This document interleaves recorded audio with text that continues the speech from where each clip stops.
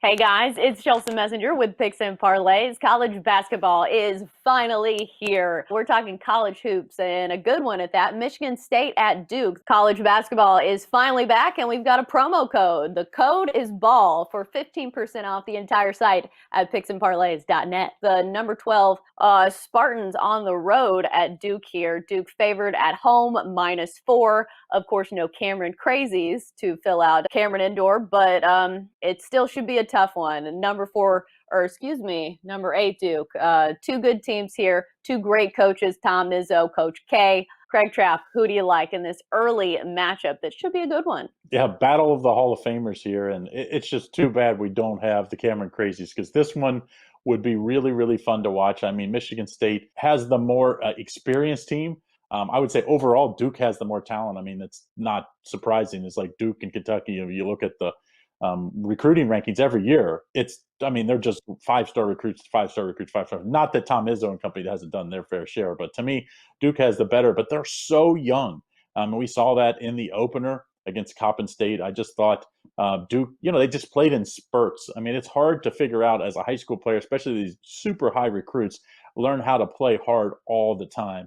And to me, I think that's why when I looked at the line, I liked Michigan State and the side on the Michigan State, even though I ended up on a total in this one on the over. I think over is a stronger play because I think both offenses will score in the low 80s. But I lean towards Michigan State because I just think they kind of know how to win and to play a more complete game for longer stretches of period of time. So to me, I was leaning towards Michigan State. But I think the safer play here, Chelsea, you take the over. We've seen it early in this season, college basketball. There's been hardly any defense being played. I guess it's the restrictions and practices and the restrictions of the off season. It's just been all about the offenses. So I think we're going to see another offensive shootout here. And I think the over is an easy winner here. Yeah, and especially because Duke is playing at their home court. It's not one of these neutral courts, how we've seen some of these other games. Because I thought maybe the under would be the play in some of those games that they're in foreign rims, and for the shooters, they have to get used to that. For Duke, they don't have to get used to this rim at all. They've been playing on it.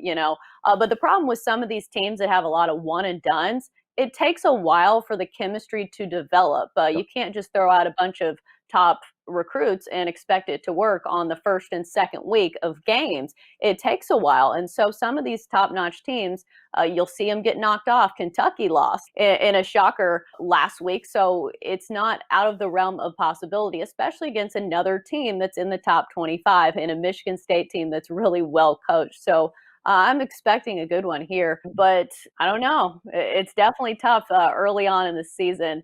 How do you handicap games when it's this earlier in the season?